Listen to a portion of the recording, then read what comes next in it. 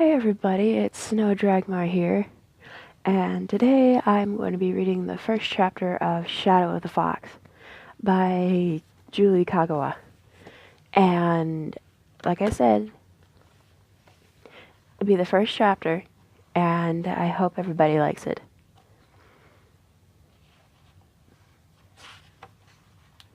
And I do apologize if, with the sniffling, ooh, hello. I'm sorry, everybody. My allergies have started kicking up.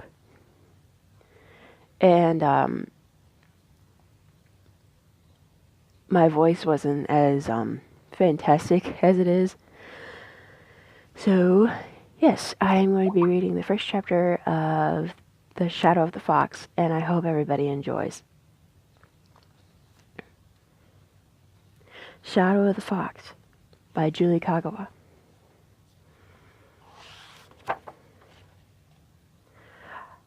Audio, Snow Dragmar. Copyright 2018.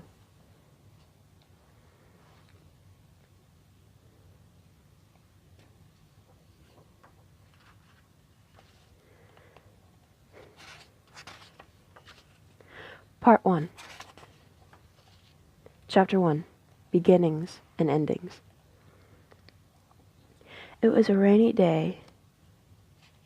It was raining the day Suki came to the Palace of the Sun, and it was raining the night that she died.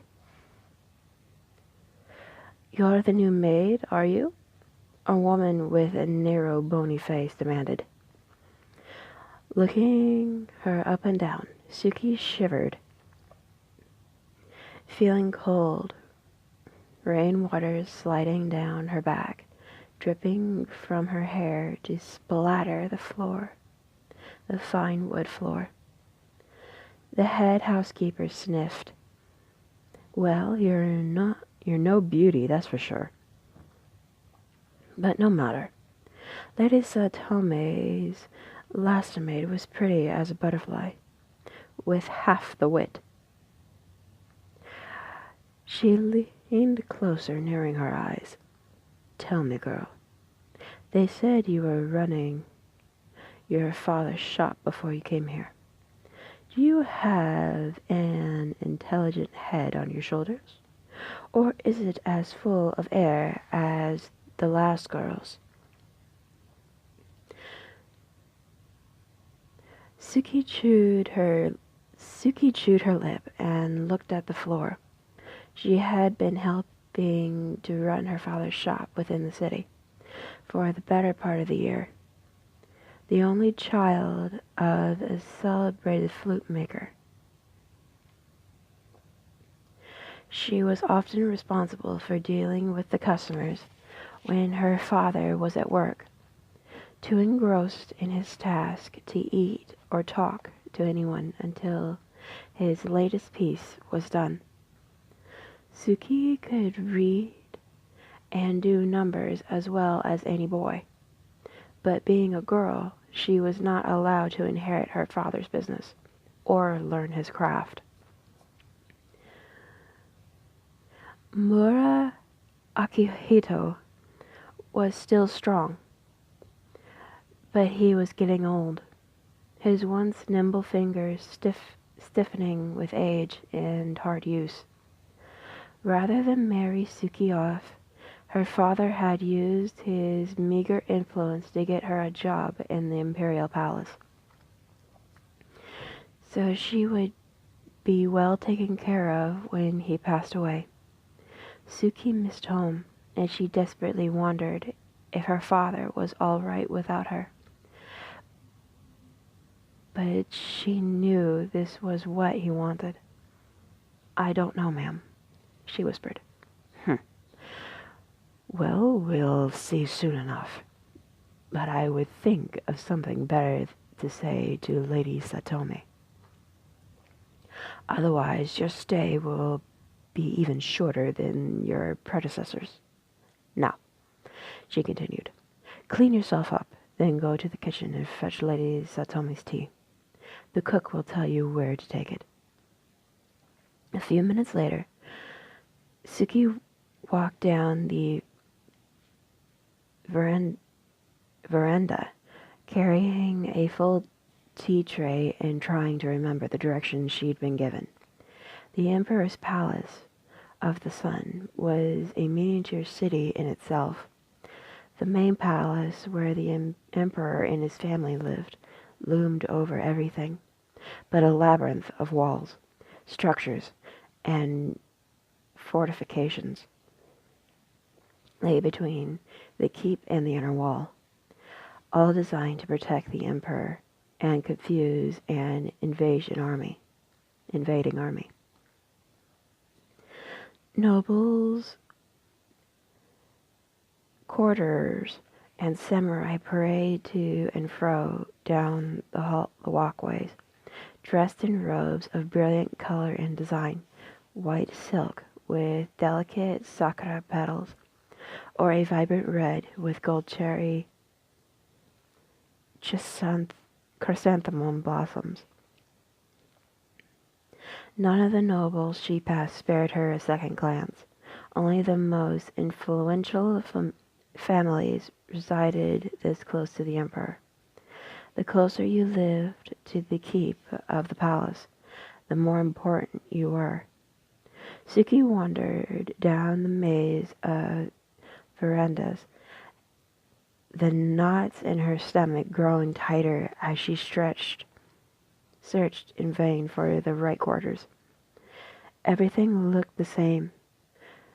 Gray-roofed buildings with bamboo and paper walls. The wooden verandas between them, so the nobles couldn't sully their clothes in the dirt and dew. Blue tiled turrets towered over her in regal splendor, and dozens of different songbirds trilled from the branches of the perfectly groomed trees.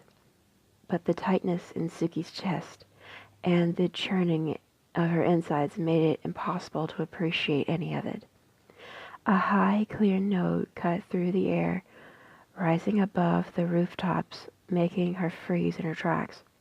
It wasn't a bird, though a thrush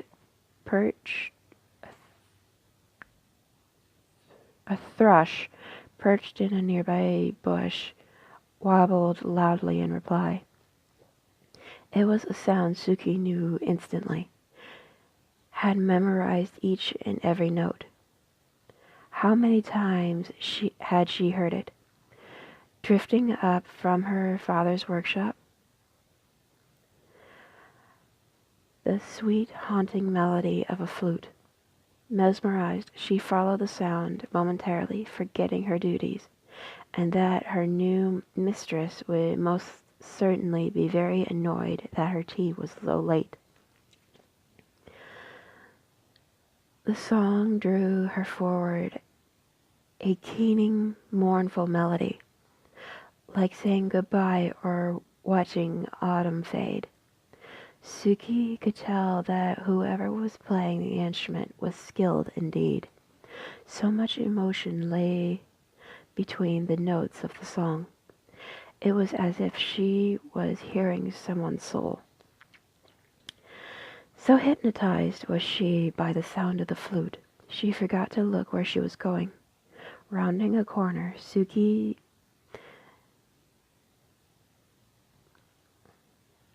squeaked in dismay as a young noble in sky-blue robes blocked her path, and bamboo flute held to his lips. The teapot rattled and the cups shook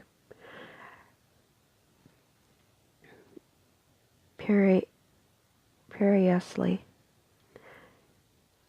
as she swerved to avoid him, desperately trying not to spill the contents.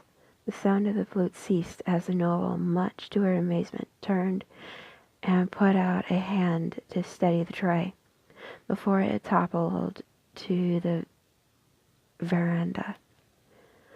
"Careful there," His voice was high and clear. Don't want to drop anything. That would be an awful mess. Are you all right?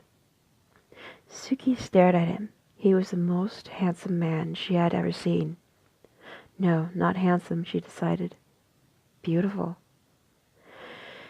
His broad shoulders filled the robe he wore, but his features were graceful and delicate, like a willow tree in spring.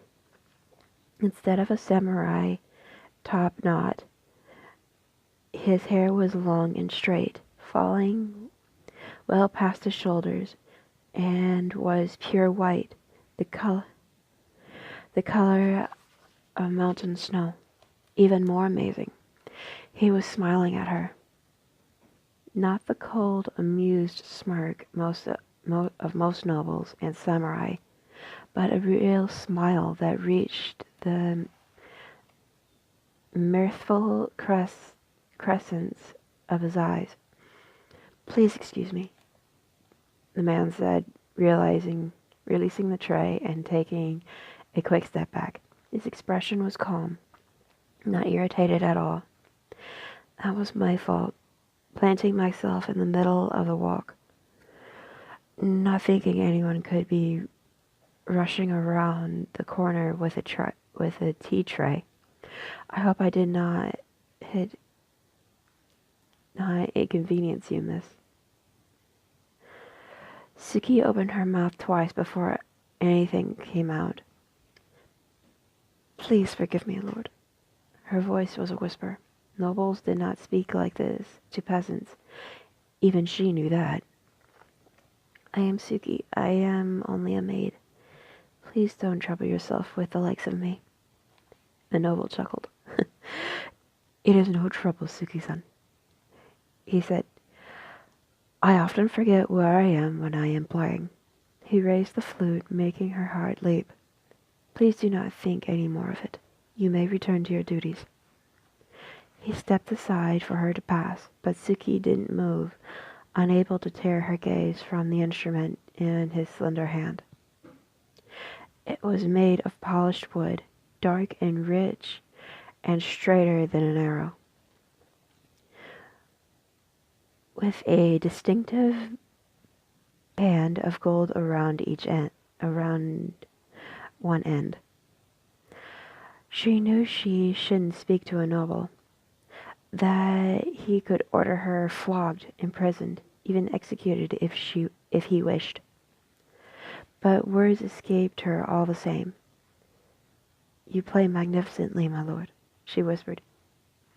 Forgive me, I know it is not my place to say anything, but my father would be proud. He cocked his head, a flicker of surprise crossing his beautiful face. Your father?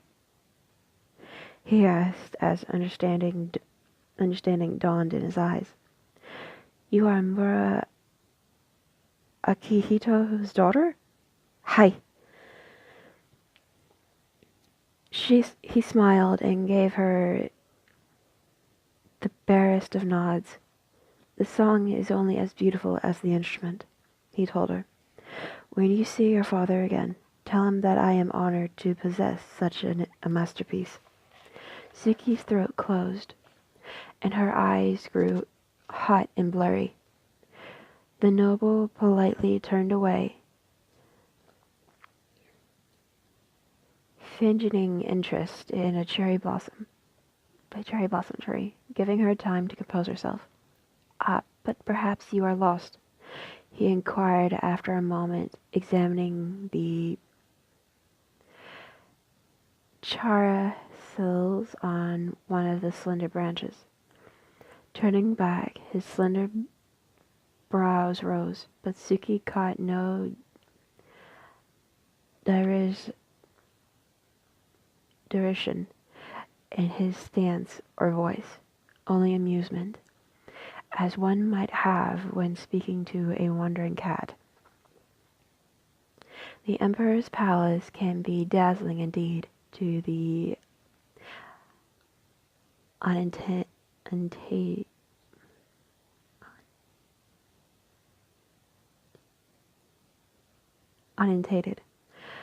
Whose quarters are you assigned to, Suki-san? Perhaps I can point you in the right direction. Lady Satome, my lord. Suki stammered, truly stunned by his kindness. She knew she should bow, but she was terrified. She would spill the tea. Forgive me, I have come to the palace only today, and everything is still very confusing. A slight frown crossed the noble's face, making Suki's heart nearly stop in her chest, thinking she had offended him. I see, he murmured, mostly to himself. Yet another maid, Satome-san. How many does the Emperor's concubine need? Before Suki could wonder what that meant, he shook himself and smiled once more. Well, fortune favors you, Suki-san. Lady Satome's residence isn't far. He raised a bellow sleeve, pointing an elegant finger down the hallway. Go left around this building, then walk straight to the very end. It will be the last doorway on the right. Daisuke-san! A woman's voice echoed down the veranda, before Suki could even whisper her thanks, and the man turned his beautiful face away. Moments later, a trio of noble women in elegant green and gold robes sashayed around the building and gave him mock frowns as they hurried forward. There you are, Daisuke-san, one of them huffed. Where have you been? We are going to be late for the Hanoi-san's poetry recital. Oh, she said, catching the sight of Suki. What's this, Daisuke-san? Don't tell me you were here all this time talking to a maid. And why not? Daisuke-san's tone was wary. A maid's conversation can be as interesting as any noblewoman's. The three women giggled, as if that was the funniest thing they had ever heard. Suki didn't see what was so amusing. Oh, Tayo Daisuke, you say the most wicked things. One of them chitted from behind a white fan painted with cherry blossoms. Come on, we really must go. You, she said, directing her gaze to Suki. Get back to your duties. Why are you just standing there gaping? Shoo! As quickly as she could, without spilling the tea, Suki hurried away, but her heart still pounded, and for some reason she couldn't catch her breath. Tayo? Tayo was the name of the imperial family. Daisuke-sama was of the Sun Clan, one of the most powerful families in Iwagoto. The blood of the emperor himself. The funny feeling in her stomach intensified, and her thoughts became a swarm of moths, fluttering around the dazzling memory of his smile and the melody of her father's flute. Somehow she found her way to the correct door at the very end of the veranda, looking over the magnificent gardens of the palace.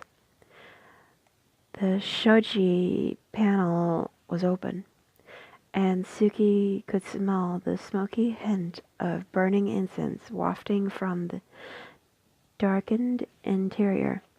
Creeping inside the room, she peered around for her new mistress, but saw no one. Despite the noble's unified presence, she for simplicity. This apartment was lavishly cluttered. Ornamental screens turned the room into a small maze, and tatami mats lined the entire floor, thick and soft beneath her feet. Paper was everywhere. Origami sheets of every single texture, style, and texture lay in piles around the apartment. Folded paper birds peered at her from atop every flat surface, dominating the room. Suki brushed a flock of origami cranes from the table so that she could set the tea down. Mei-chan? A gossamer voice drifted out of the adjoining room, and the sound of silk rustling over the floor. Is that you? Where have you been? I was getting worried that you... Oh.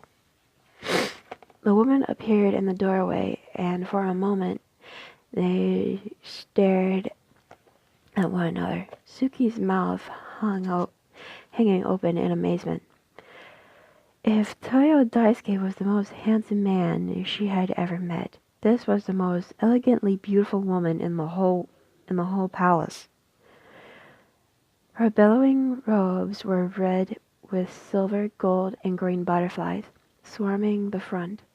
Shimmering black hair was beautifully styled atop her head, piercing with red and gold chopsticks and ivory combs. Dark eyes and a flawless porcelain face regarded Suki curiously. Hello, the woman said, and Suki quickly closed her mouth. May I inquire as to who you are? I'm Suki. The girl stammered. I'm your new maid. I see. The woman's lips curved in a faint smile. Suki was sure that if her teeth showed, they would light up the room. Come here, if you would, little Suki-chan.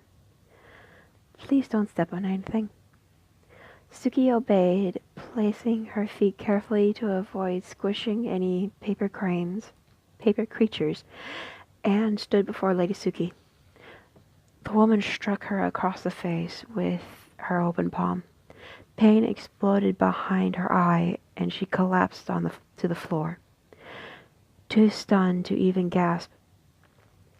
Blinking back tears, she put her hand to her cheek and gazed blankly up at Lady Satomi, who loomed over her, smiling. Do you know why I did that, little Suki-chan? She asked, and now she did show her teeth. They reminded Suki of a grinning skull. No, my lady, she murmured, as her numb cheek started to burn. Because I called for Mei-chan, not you, the lady replied in a relentless, cheerful voice. You might be a stupid country girl, Suki-chan, but that does not excuse your complete ignorance. You must come only when called. Is that understood? Yes, my lady. Smile, Suki-chan, Satomi suggested. If you smile, perhaps I can forget you have the accent of a sweaty country barbarian and the face of an ox. It will be dreadfully difficult not to loathe you on sight, but I will do my best. Isn't that generous of me, Suki-chan? Suki, not knowing what to say to this, kept her mouth shut and thought of Daisuke-sama. Isn't that generous of me, Suki-chan? Satomi repeated, an edge to her voice. Her voice now. Suki swallowed hard. Hi, Lady Satomi. Satomi sighed. You smashed my creatures, she pouted. Suki glanced down at the origami creatures that had been crushed by her body. The lady sniffed and turned away. I shall be very angry if you do not replace them. There is a quiet little shop in the Wind District that sells the most delicate lavender sheets. If you run, you should catch them before they close. Suki gazed through an open screen at the storm clouds rolling above the palace. Thunder rumbled as silver-blue strands chased each other through the sky. Yes, Lady Sal told me.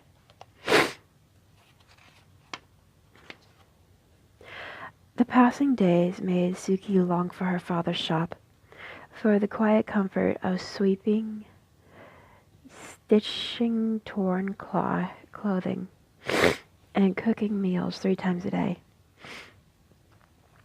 for the comforting smell of sawdust and wood shavings, and for the customers who barely gave her a second glance. Concerned only for her father, concerned only with her father and his work. She thought it would be easy enough to be the maid of a great lady, to help her dress and run her errands, and see to the mundane little tasks that were beneath the notice of the nobility. Perhaps that was how it should have been. Certainly the other maids did not seem to share her plight. Indeed, they seemed to go out of their way to avoid her, as if associating with Lady Satomi's maid would attract the ire of her mistress. Suki couldn't blame them.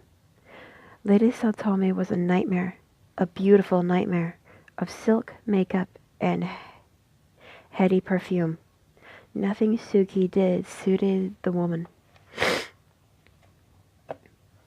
No matter how she scrubbed or cleaned the laundry, never met with Satomi's satisfaction.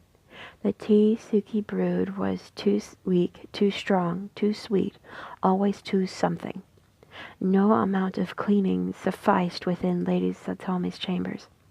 There was always a speck of dirt to be found, a tatami mat out of place, an origami creature in the wrong spot, and each failure brought a little smile from the lady and a shockingly powerful slap.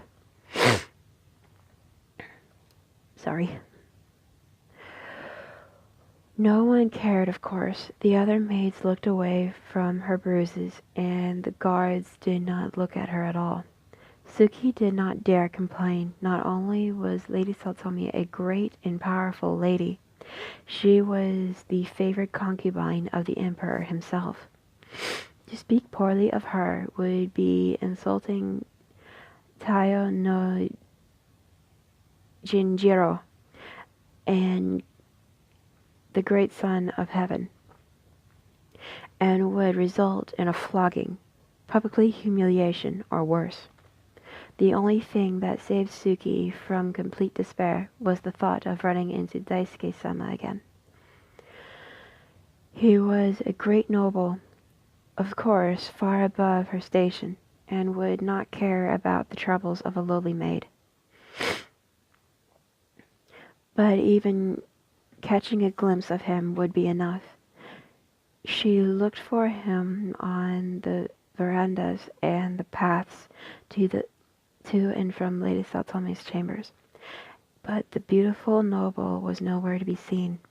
Later she learned from servant gossip that Taiyo Daisuke had left the Palace of the Sun not long after she arrived, heading off on one of his mysterious pilgrimages across the country.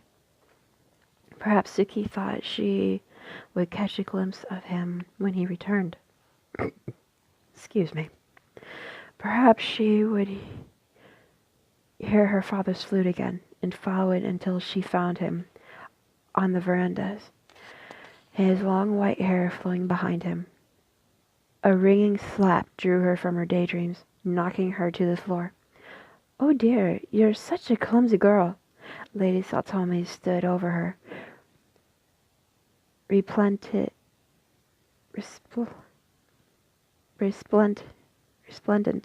in her stunning silk robes. "Get up, Suki-chan. I have a task for you."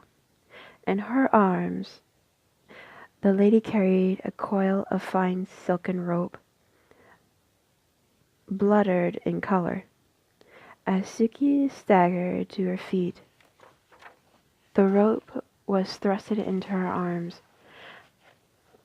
"You are such a feeble-minded little thing, aren't you? I despair of ever making a good maid out of you.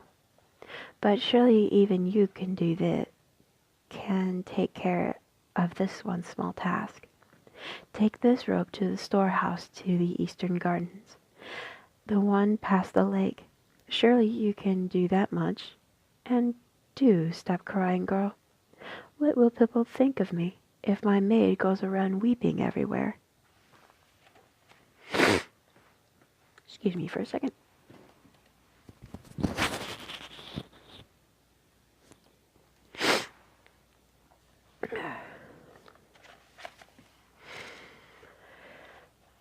Continuing. Suki awoke to darkness and with a throbbing in her skull. Her vision swam, and there was a weary coppery taste in the back of her throat. Overhead, thunder growled, and sharp, ozone-scented wind blew into her face. The floor beneath her felt cold, and hard, stony edges were pressed uncomfortably into her stomach and cheek. Blinking, she tried pushing herself upward, but her arms would not respond. A moment later, she realized they were tied behind her back. Ice flooded her veins. She rolled to her side and attempted to stand, but her knees and ankles were bound as well. With the same rope she brought to the storehouse, she realized, and a rag was stuffed into her mouth, tied with a strap of cloth. With a muffled shriek, she thrashed wildly, writhing on the stones. Pain shot up her arms as she scraped along the ground, cutting her skin on rock edges and leaving bits of flesh behind. But the ropes held firm. Panting, exhausted, she stumbled against the stones in defeat, then raised her head to gaze at the surroundings. She lay in the center of a courtyard, but not the pristine, elegant courtyard of the Sun Palace with its sweep white stones and trimmed bushes. This one was dark, rocky, ruined. The castle was still attached to was also dark. It was also dark and abandoned, looming over her like some great silken beast, tattered banners flapping against the walls. Dead leaves, broken stone were scattered throughout the courtyard, and a samurai's helmet, empty and rusting, lay a few feet from her. In the flickering light overhead, she could see the glint of eyes atop the walls, dozens of crowns, watching her with dozens of crows, watching her with their feathers spiked out against the wind. "Hello, Suki-chan," said an eerie, cheerful voice somewhere behind her. "Did you finally wake up?" Suki craned her head back. Lady Satome stood a few paces away, her hair unbound and tossed by the wind. The sleeves of her red and black kimono fluttering like sails. Her eyes were hard, and her lips were curled in a tiny smile. Gasping, Suki flopped to a sitting position, wanting to cry for help, to ask what was happening. Was this some terrible punishment for disappointing her mistress? for not cleaning, fetching, or serving to her standards? She tried pleading with her eyes, hot tears leaking down her cheeks, but the woman only wrinkled her nose. Such a lazy girl and so fragile. I cannot abide your constant weeping. Lady Saltome sniffed and moved a few feet away and not looking at her anymore. Well, be happy, Suki-chan, for today your misery will come to an end, though it will mean I must acquire yet another maid. What is it with all these serving girls running away like mice? Ungrateful wenches, no sense of responsibility at all. She gave a long-suffering sigh, then looked at the clouds as a lightning flickered and the wind picked up. Where is that Oni? She muttered. After all the trouble I went through for a suitable compensation? I shall be very cross if he does not arrive before the storm. Oni? Suki must have been hearing things. Oni were great and terrible demons that came from Jigoku, the realm of evil. There were countless stories of brave samurai slaying Oni, sometimes armies of Oni, but they were myths and legends. Oni were the creatures parents threatened wary children with. Don't wander too close to the woods, or an Oni might get you. Listen to your elders, or an Oni will reach up from beneath the floorboards and drag you down to Jikoku. Scary warnings for children and monstrous foes for legendary samurai, but not creatures that walked Ninjinkai, the mortal realm. There was a blinding flash, a boom of thunder, and a great horned creature appeared at the edge of the courtyard. Suki screamed. The gag muffled it, but she kept screaming until she was out of breath, gasping and choking onto the cloth. She tried to flee and fell hard against the stones, shrieking,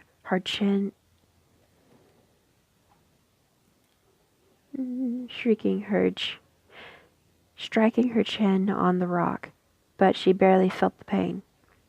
Lady Saltome's lips moved as she gave her a withering look, probably justicing her shrillness. But Suki's mind couldn't register anything but the huge demon, for it could only be a thing of nightmares. Prowling forward into the torchlight, the monster that shouldn't exist. It was massive, standing a good 15 feet overhead. Just as terrible and fearsome as the legends described. Its skin was a dark crimson, the color of blood, and a wild black mane tumbled down its back and shoulders. Sharp yellow tusks curled from its jaw, and its eyes glowed like hot coals as the demon lumbered forward, making the ground shake. The tiny part of Suki's brain not frozen in terror recalled that, in the stories, Oni dressed in loincloths made of great striped beasts, but this demon wore plates of lacquered armor. The red shoulder pads, thigh guards, and bracers of the samurai when they rode into battle. True to myths, however, it carried a giant iron-studded club,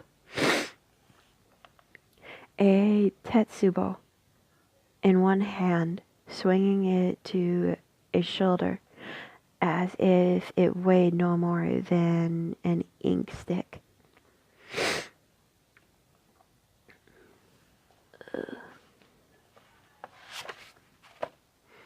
Excuse me for a second, please. And I'm sorry for the pauses. I'm having slight trouble with my nose. I'm sorry. I'll be right back in a few seconds. I promise.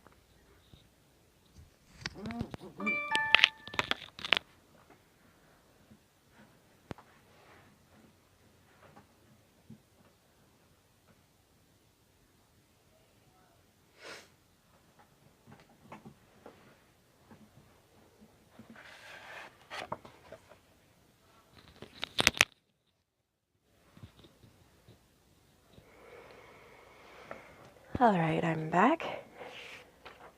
And I do apologize for the pauses. Drippy and runny nose. And now we're going to continue. There you are, Yabarama. Lady Satome lifted her chin as the Oni stopped in front of her. I am aware that in Jikoku, or that time in Jikoku doesn't exist, and it is said that one day is akin to 800 years in the mortal realm. But punctuality is a wonderful attribute, something we can all aspire to. The Oni grunted, a deep gruntle, and sound emerging between his fangs. Do not lecture me, human. It rumbled, its terrible voice making the air shiver. Calling on Jikoku takes time, especially if you wish to summon an army. Behind the demon spreading around him like a colony of ants, a horde of smaller monsters appeared, standing only a few inches above the knee, their skin different shades of blue, red, and green. They look like tiny Oni themselves, except for their huge, flared ears and maniacal grins. They spotted Suki and began edging forward, cackling and licking their pointed teeth. She shrieked into the gag and tried wiggling away, but got no further than a landing fish. Leone growled a warning deep and distant as distant thunder, and the horde skittered back. Is that mine? He asked, growling crimson gaze falling on Suki. It looks tasty. He took a step toward her, and she nearly fainted on the spot. Patience, Yabumura. Lady Satome held out a hand, stopping him. He narrowed his eyes and bared his teeth slightly, but the woman didn't seem disturbed. You can have your payment in a moment, she went. I just want to make certain you know why you are summoned, that you know what you must do. How can I not? The Oni replied, sounding impatient. The dragon is rising. The harbinger of change approaches. Another 1,000 years have passed in this realm of horrid light and sun, and the night of the wish is nearly upon us. There is only one reason a mortal would summon me into Ninjinkai at this time. A look of amusement contempted across his brutish face. I will get you the scroll, human, or a price of it, or a piece of it, now that it has been scattered to the four winds. The burning red gaze slid back to Suki, and he smiled slowly, showing his fangs. I will do so after I collect my payment. Good. Lady Sotomi stepped back as the first drop of rain began to fall. I am counting on you, Yabamura. I am sure there are others who are scrambling to find all the pieces of the dragon scroll. You know what to do if you meet them. Well? She opened a pink parasol and swung it over her head. I leave it to you. Enjoy! As sheets of water began creeping across the courtyard, Lady Satomi turned and began walking away. Suki screamed into the gag and threw herself after her mistress, crying and begging, praying to the kami and anyone else who would hear. Please, she thought desperately, please, I cannot die like this. Not like this. Excuse me. Lady Satomi paused and glanced back at her with a smile. Oh, don't be sad, little Suki-chan, she said. This is your proudest moment. You will be the catalyst to usher in a whole new era. This empire the whole world will change because of your sacrifice today. See? The lady tilted her head, observing her as if she were a whimpering puppy. You've actually become useful. Surely that is enough for someone like you. Behind Suki, the ground trembled, and a huge claw closed on her legs, covering curved talons sinking into her skin. She screamed and thrashed, yanking at the ropes, trying to writhe out of the demon's grasp.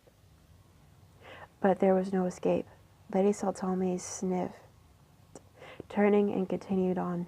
Her parasol bobbed through the rain as Suki was pulled towards the Oni. The minor demon shrieked and danced around her. Help me. Someone please help me. Daisuke-sama. Apparently her thoughts went to the noble, to his handsome face and gentle smile.